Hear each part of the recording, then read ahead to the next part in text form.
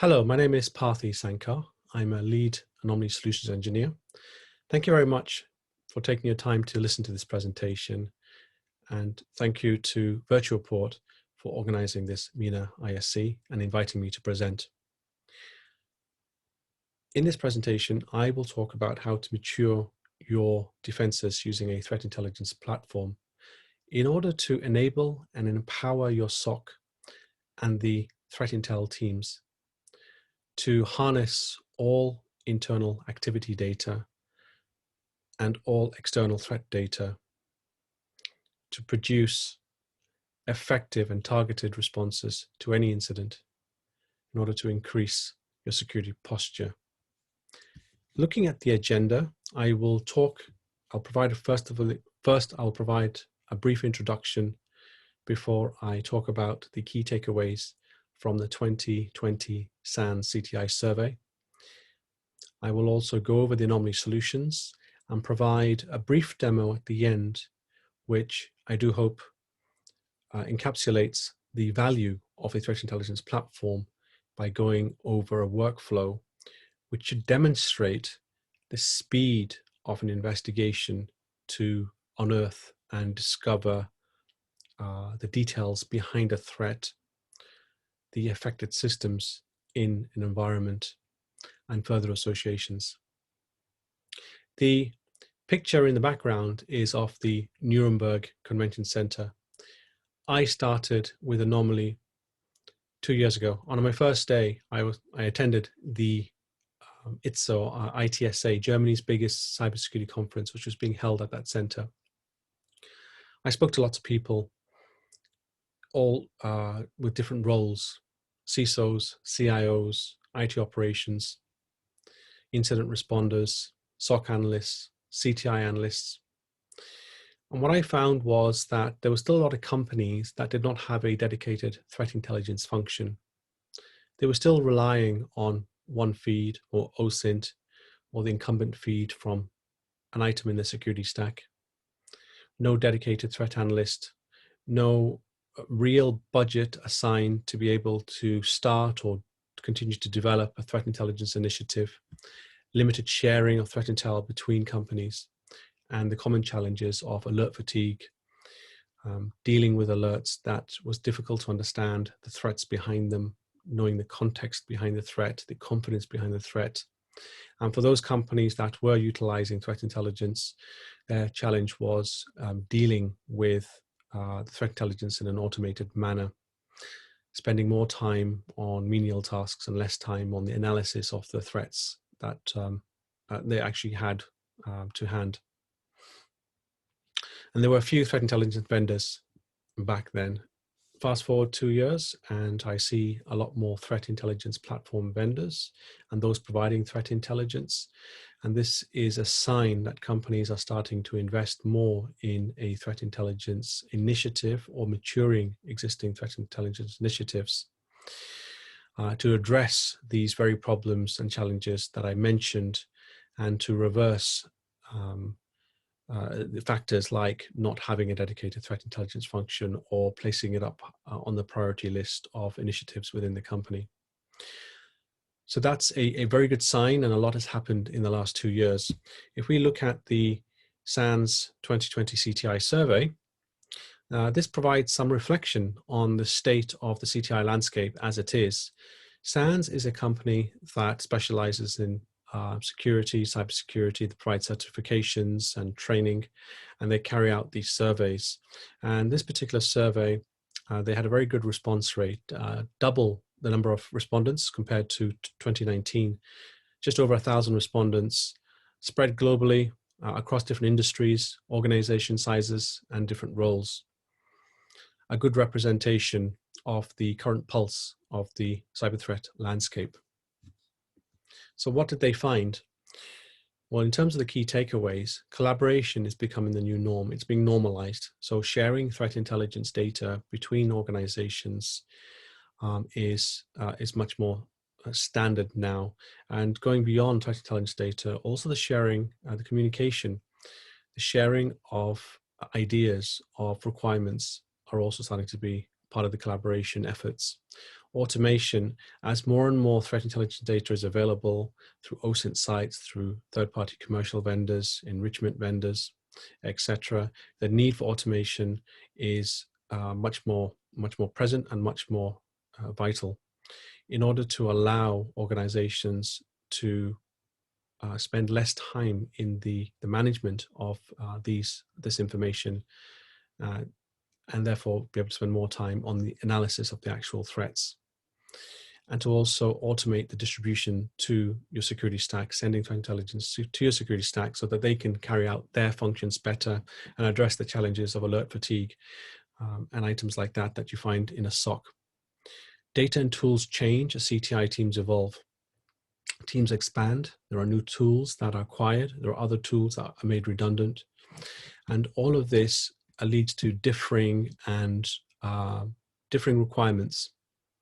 In fact, I've been working with a client very recently, and they have multiple teams spread globally and different functions that want to use threat intelligence. You have the threat researchers who are looking for this sort of more, in some ways, the everyday threats, or the threats which they should be concentrating on over the course of the next few weeks. Then you have another group of threat researchers which are interested more in the long-term trends. You have the SOC, which is definitely dealing with the everyday threats and looking at the alerts. And then the CTI, the threat analysts that are looking to verify threats which are being seen in the environment, and also looking to gain an understanding of the new emerging threats. So all of them have differing requirements, which lead to how you utilize a threat intelligence platform, or in the case where you don't yet have a threat intelligence platform, in the type of threat intelligence platform that you do require. Documenting requirements are now a sign of a mature team. Again, this is taken from different team members and different teams in order to gather the right set of requirements to enable the measurement of your CTI program. That's very important, and I'll talk about that again. The ability to truly understand if your threat intelligence initiative is working, and one way to do that is having metrics in place. Producing intelligence as well as consuming intelligence. Companies now understand that they need to also find their own intelligence, whether that's at the tactical level, looking in their environment, looking for threats that exist, which have not been picked up by threat intelligence vendors already, or strategic reports where they construct their own profiles on threat actors and campaigns because it's relevant to their organization. Those threats are targeting them, and it's wise to understand that threat in more detail. So collaboration can happen between service providers. It can happen between companies and within teams within companies. The advantage of collaboration is that it addresses a couple of inhibitors to implementing an effective CTI strategy. And if we look at the graphic, we can see that the lack of trained staff or lack of skills needed to fully utilize CTI, or the lack of funding, are two big inhibitors for CTI. So by collaborating, you're able to pool your resources and extend the coverage of threats by sort of federating the threat intelligence initiative by combining the resources of different companies together. So this is a good thing. This helps everyone in the collaboration circle. In fact, Anomaly underpins many trusted circles or sharing programs whereby the Anomaly platform is used to be able to conduct this formalized sharing. Most recently in the UK, we have set up a trusted circle with the Investment Association to allow investment and asset management firms to share threat intelligence between each other. We, a few years ago, set up the UBF sharing circle, allowing a number of different banks to share threat intelligence between each other, and we have many other examples. Our platform can also be used to set up new sharing circles by organizations that have our platform. They can conduct that themselves. automation layers to drive efficiency. So automation is becoming more and more important, and there are different ways to automate, different layers to automate. There's the feed collection, automating the collection of threat intelligence. There are a variety of mechanisms that can be used. Some of them I have on screen, for example, native integrations, scraping from sites, using the well-known taxi service, using a RESTful API, and different ad hoc methods such as forms. This then allows the information to come in without any user interaction. And importantly, once it's in the system, being able to process it automatically as well. So this is standardizing it, normalizing it into a format that's recognizable by users and different systems. False positives to be removed, deduplication, whereby a threat is seen by multiple sources, but only one instance exists with the historical sources documented, and scores to be applied, confidence scores. How confident is the data? Again, all of this can be automated, and we do so in Anomaly. Enrichment is more of a semi-automated feature, and is becoming widely adopted now, where organizations, when looking at threats, are not just relying on what the vendor in question or what the platform in question is saying about the threat, but utilizing the enrichment capability to further investigate that threat so that they can effectively make their own mind up on the severity and the risk of that threat to their organization. So we're seeing an increase in the use of enrichment features and the semi-automation of that. Integration, the security stack leverages threat intelligence. It's designed to leverage threat intelligence, and being able to feed automatically high fidelity threat intelligence to the security stack would allow the security stack to be able to carry out its function as it's designed to do that. Again, all of these layers Anomaly is able to automate these functions. The necessary data and tools change as CTI teams evolve. I talked about this in, if you like, in the summary slide. As teams grow, change, tools change as well. This can lead to differing requirements and how the CTI program evolves. One consideration I'd like to point out is measuring the effectiveness of the CTI program. And within the survey, most organizations, most of the respondents did not measure the effectiveness of CTI. And I find this to be one of the current challenges now. And there are systems in place. If I talk about Anomaly, we do provide the ability to measure your CTI effectiveness through, for example, being able to measure different feeds, looking at the number of false positive rates, looking at the deduplication rate, looking at how much data that they're providing, and also looking at how many alerts are generated off those feeds to see the value of those feeds, because the value of the feeds is in provision of relevant data. The relevant data often is measured through the alerts that are generated. You can look at metrics from as attacker-based metrics or defender-based metrics. The number of intrusions that occur within your organization, while the actual attempts by the attackers would fall under the attacker-based metrics, they control how often they are going to target your company. How often you can detect those intrusions would be defender-based metrics. Are you doing it well? Have you seen an increase in that detection rate over time? Have you put into place playbooks to be able to deal with these intrusions? So to have, to keep an eye on this area of being able to measure, something that I would advocate. If we look at the threat detection and response use cases, we can see that IOCs still remain supreme. So again, this is just one category, threat detection response. And IOCs, in some ways, are obvious going to be very valuable here, or well utilized, because they're well understood. It's easy to understand bad IPs, domains, URLs, file hashes, and emails. And other systems, the security stack, know how to handle this. They're designed to take in IPs for blocking, similarly with domains or file hashes for scouring your estate. Your SIM can take all of this to carry out the real-time monitoring. But we're changing more towards, it's happening, I wouldn't say slowly, but it is happening towards seeing the importance of looking for TTPs and focusing and managing your threat intelligence program around this, and towards the strategic analysis of the adversary. So I believe that this sort of graphic will sort of reverse itself over the next year or two, where organizations are maybe less focused on IOCs, are more focused on TTPs and the strategic analysis, of adversaries.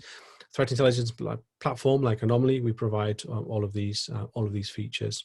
So the repository of indicators of compromise, all the way to the high-level strategic analysis of adversaries, campaigns, and other information like that. Requirements. So as we can see in the graphic, most companies, most respondents do not have documented intelligence requirements. And again, I think this will change. As we can see the trend, there's been an upward tick towards seeing this as relevant and it actually happening within companies. Very important, because this again also helps you measure the effectiveness of your CTI program. Examples of requirements, they can be quite varied. I'll give one. The activity of a specific adversary with whom we had security incidents in the past, and the CTI team is asked to monitor for new reported activity, as well as to profile the observed TTPs of the adversary. You could have requirements which focus on business email compromise, on brand surveillance, supply chain, partner assessments. It's quite wide.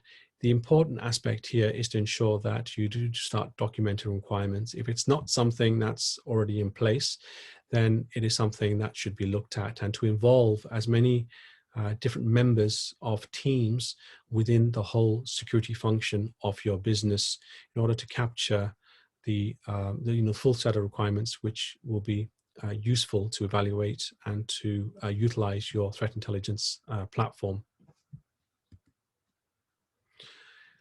More and more companies are starting to produce their own threat intelligence, as well as taking in threat intelligence, consuming threat intelligence. Producing threat intelligence can be at the strategic level, doing their own write-ups on adversary groups because they're interested in them, because those groups are targeting their environment. It could be on other strategic categories. It could be on current campaigns. It could be on vulnerabilities. It's a whole list. And also IOCs as well. So understanding IOCs which are in environment, which aren't necessarily being picked up or documented by the repository of threat intelligence that you are acquiring or have acquired. And so this will continue to happen, and it's good to have both in place. In terms of raw threat data and contextual threat alerts, it's been the first year in the survey that both producers and consumers are at a higher percentage than just consumers alone. So in summary, we looked at the key takeaways from the CTI SANS survey 2020. We found that collaboration is becoming more of the norm. Automation is becoming important now to be able to manage the vast sums of threat intelligence available, the processing of it, and then the dissemination of that security stack. The CTI teams are evolving more than ever as more budgets are in place, allowing teams to be larger and more tools to be acquired. This affects also the requirements, and requirements are now seen as a staple of a mature team.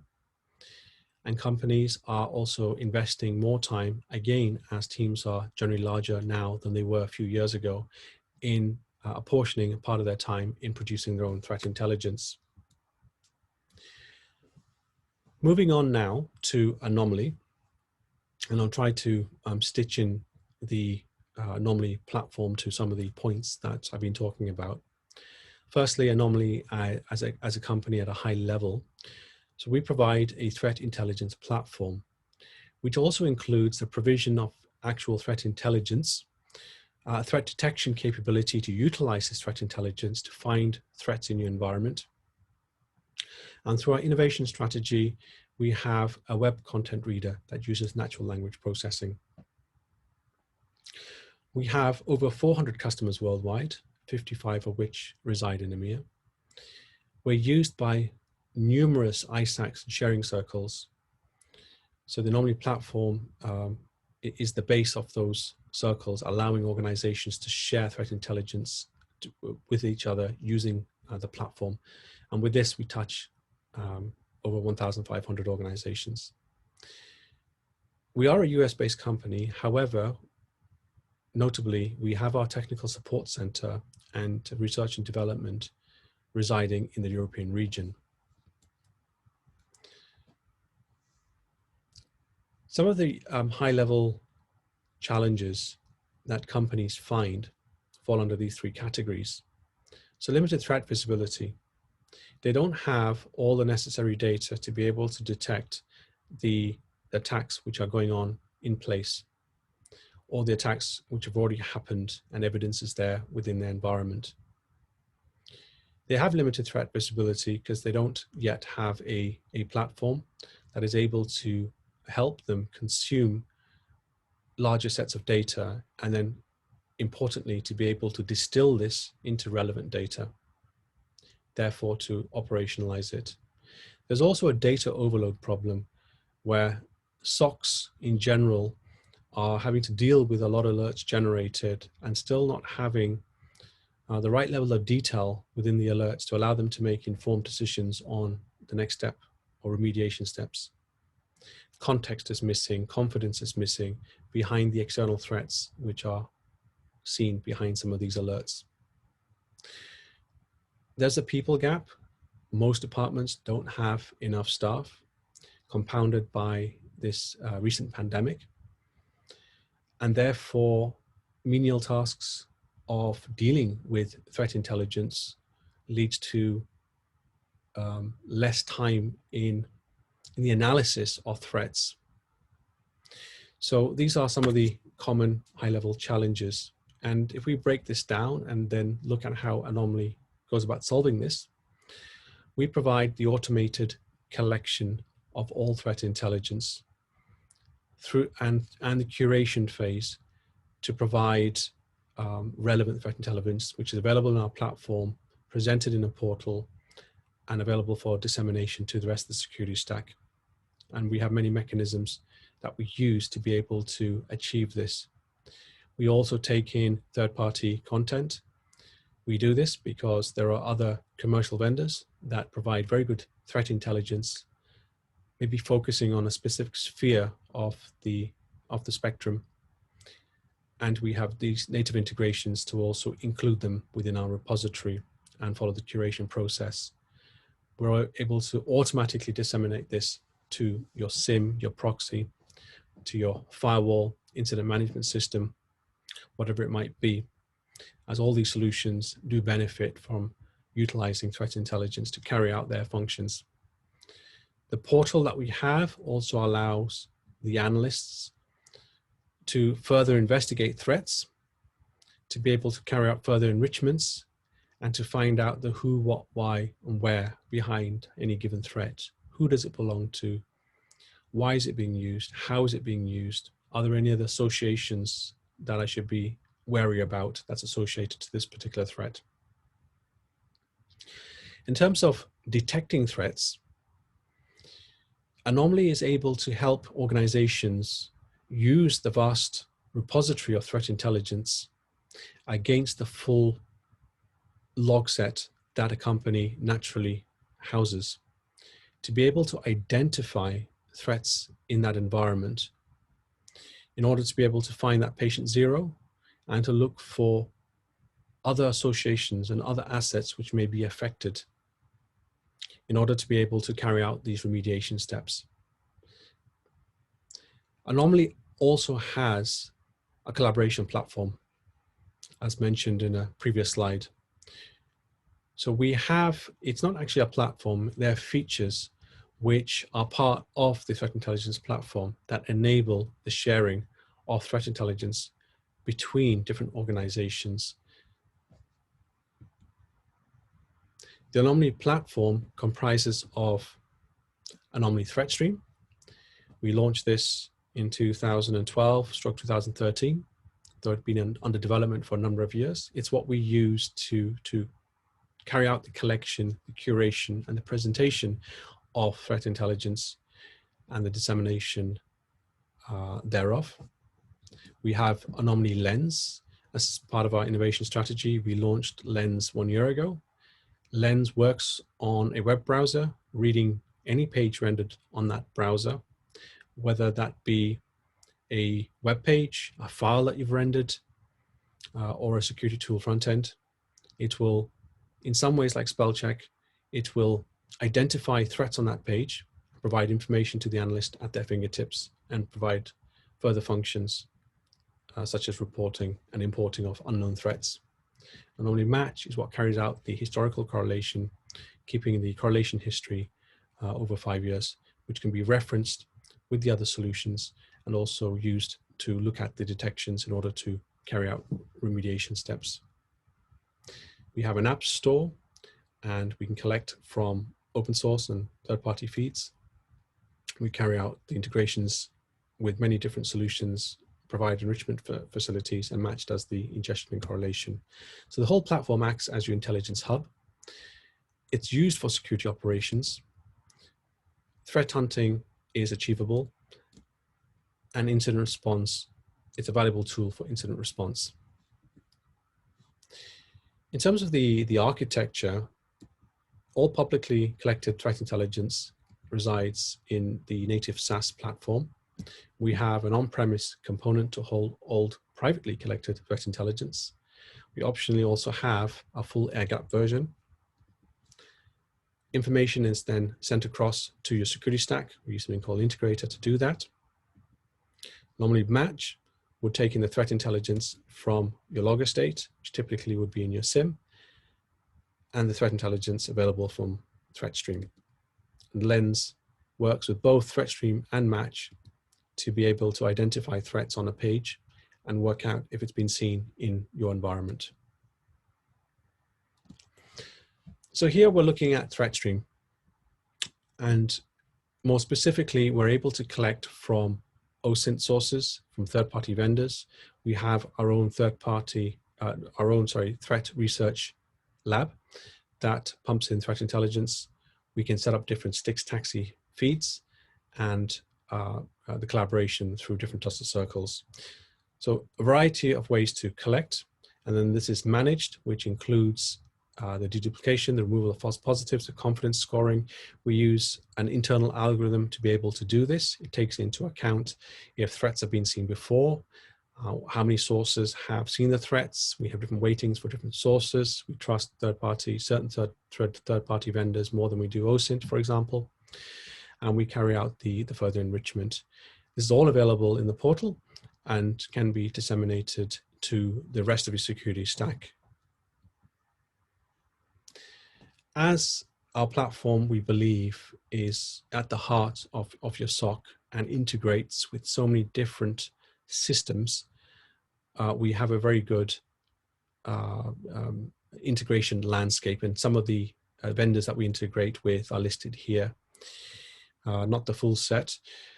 We integrate with different third-party feed vendors. We integrate with enrichment vendors. And with enrichment vendors, we make that available within our platform. So if you're looking at a threat within our platform, you do not need to pivot off into these third-party enrichment vendors. You can access them through our platform, and all the data that they have on that threat is then presented within our platform. We integrate with anything that you may have in your security stack. And we have tools which are also utilized within the platform. For example, we have an inbuilt sandbox that can carry out detonations, or you can email into for detonations. And any resulting indicators are then centrally stored within the platform and can be operationalized and sent across to your security stack. The App Store is where you'll find our third-party premium vendors, and some of them provide very good value in certain areas of the threat landscape. And as organizations mature and decide to acquire other threat intelligence vendors, they can be safe in the knowledge that we can natively take that data in and curate that information and make it available to their security stack. So centralizing everything within one platform. Here is an example of the interface, and you will see this more clearly once I bring up the demo system. A couple of key points here. So we normalize the data, we do duplicate, remove false positives, mention that again. We enrich the data with the strategic information, provide enrichments. So over here, you can see an example of how you can access enrichments. There are two ways to access enrichments, and one way is presented on screen. So you can click on Who Is, Passive SSL, DNS, and other ones are available under the enrichments menu. And this will then go and query this particular indicator in question and bring back the data and represent it here in the entity graph. You can also search associations, which allows you to look at existing reports in the system to see if this particular indicator is part of those or referenced in those reports. Some of the turnkey integrations are also listed here. We have multiple mechanisms for other vendors that you don't see in this screenshot. For example, we produce syslog, CSV files, JSON files, sticks files, fully fledged taxi service. We have an API in order to be able to support our customers' integrations. We have a threat investigation engine. So when looking at a threat and investigating it further, it can be encapsulated in a case within our platform and have different threat models available to that case to map out the data, including the MITRE attack framework, the kill chain, diamond. Create your own threat bulletins, create your own reports. As I mentioned, we have an inbuilt sandbox. We can carry out detonation of phishing emails. We also provide a brand monitoring service. The collaboration or the sharing aspect within our platform, we've had for a number of years now. So it's a relatively mature component. It allows users to join existing trusted circles and for users to also create their own trusted circles, including setting up various options such as anonymity, making it private, making it public, allowing members to invite others or restricting them to do that. So we find this to be a useful function, and most of our clients start utilizing this from day one and joining existing trusted circles that are providing very good value threat intelligence. Anomaly Match. So it's there to identify threats in your network. So it's solving one of the problems that SIEMs have. SIEMs aren't able to historically correlate against a large data set. And quite often they can look back in time for 30, 60, or 90 days. Ask a SIEM to carry out a search going back 2, 3, 5 years. Find it very difficult to do that, processing power and availability of logs and hot storage. Likewise, SIEMs can only take in a certain amount of threat intelligence to hold within their lists to carry out correlation, possibly a few 100,000, 1 million or 2. This is where Anomaly Match comes into play, and it's been designed to tackle that problem. Anomaly Match is able to take in all of your log estate data, hot, cold storage, store it, and continue to take in more data. So then it builds up a repository which it continuously correlates against the full set of threat intelligence available and not just a subset. So you have far more sight into the actual threats which may be in your environment using Anomaly Match. It's been purpose built to do this in order to identify, the historical connections, to stop a breach before it's too late, to uncover the different stages of an attack which may have already occurred by looking at those historical connections. It does this very simply by taking in the full set of threat intelligence from Anomaly Threat Stream.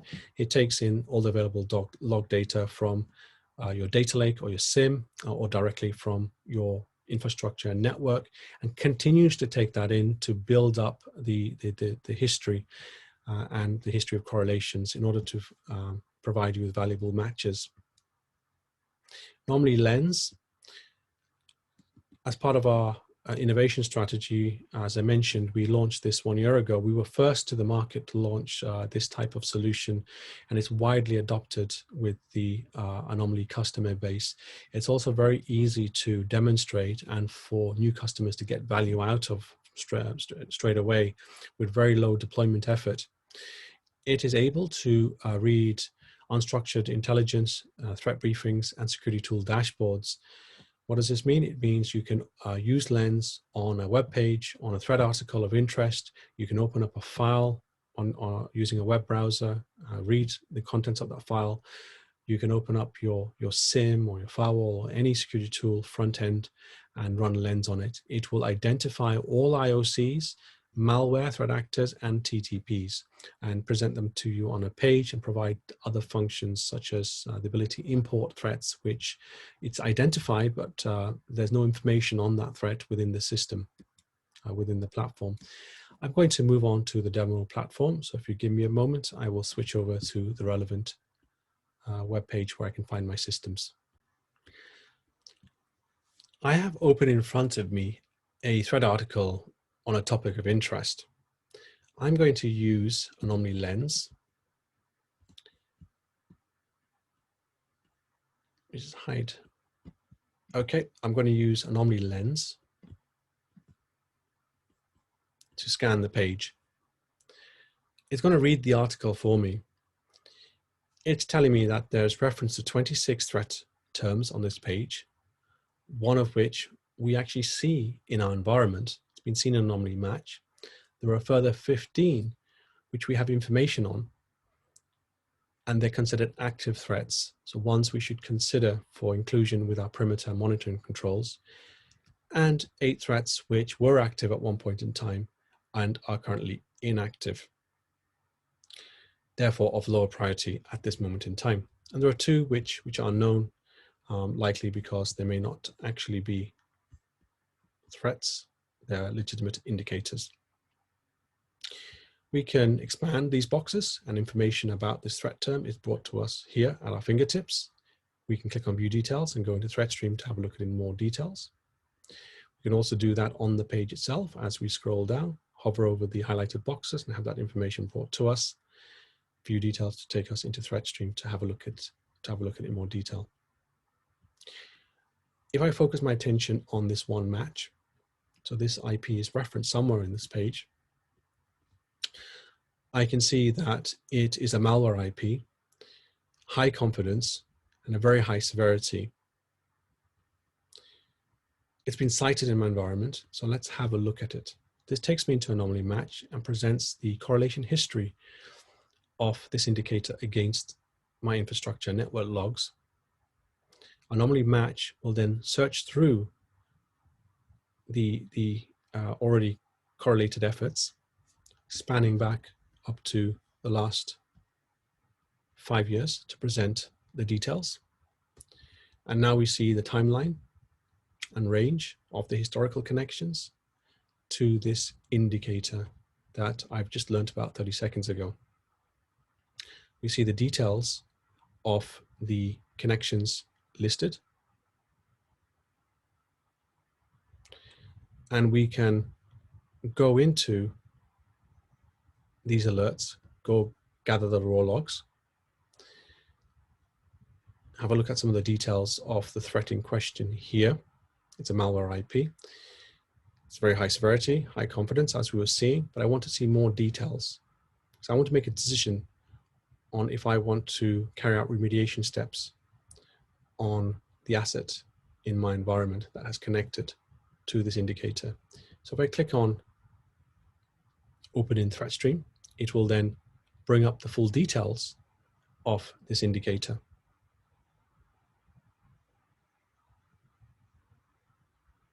So now we have some contextual information. So very quickly, my eyes are rolling and I can see that it's being detected by Palo Alto, by Alien Vault.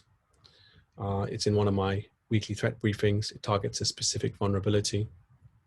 Information is also represented in the entity graph on the right. If I scroll down, I see the historical, I see the sources, the history of the sources that reported this. So it's coming through a MISP feed, through an analyst, through other vendors over time. Now, all of this helps provide accuracy in the confidence score that we are providing to this indicator. As part of the curation process, we worked this out and we took into account these other vendors and what they reported it as. We looked to see if we've seen it in the past, which we have. We've looked at the telemetry, and there are a few other features that we look at in order to come up with the confidence score. If I scroll down, I have access to enrichments. So if I click on who is, this takes this indicator to who is, runs a search, and brings back all the details very conveniently to me on this page. Likewise, we have all these other enrichments available. Here we have virus total, and now I see some detection history. We also see associations. So has this indicator been seen in the strategic reports within our system? And yes, it has. For example, it's been seen tied to this one vulnerability. So if I click this, then it pulls up this vulnerability.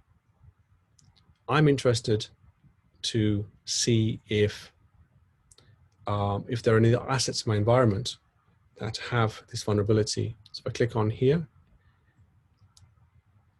no, there aren't any other assets in my environment that carry this vulnerability. That's good. Next, if they were, they'd be presented here. Next, if I look at the associations, I'm now interested in the active indicators. For example, this one here.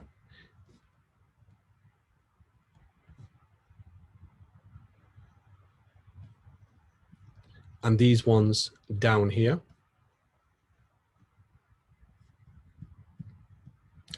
Because these are associations to this specific vulnerability. So the indicator we were looking at originally is, in fact, this is the indicator over here. And here are other sort of associated observables. Now, if we think about the workflow, I have gone from looking at an article of interest on because of a particular topic.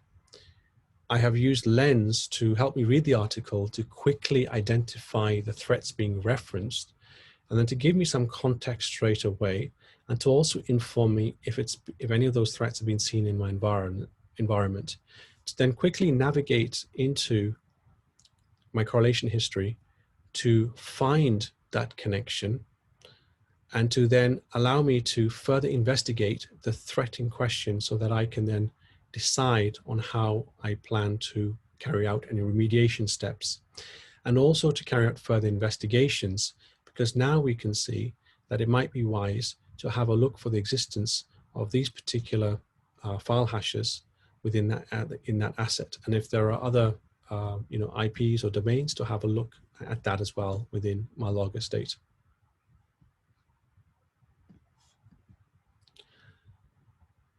So thank you very much for listening to my presentation. Thank you very much to VirtuPort for allowing me to present. If you do have any questions, I'd be more than happy to answer them. Thank you.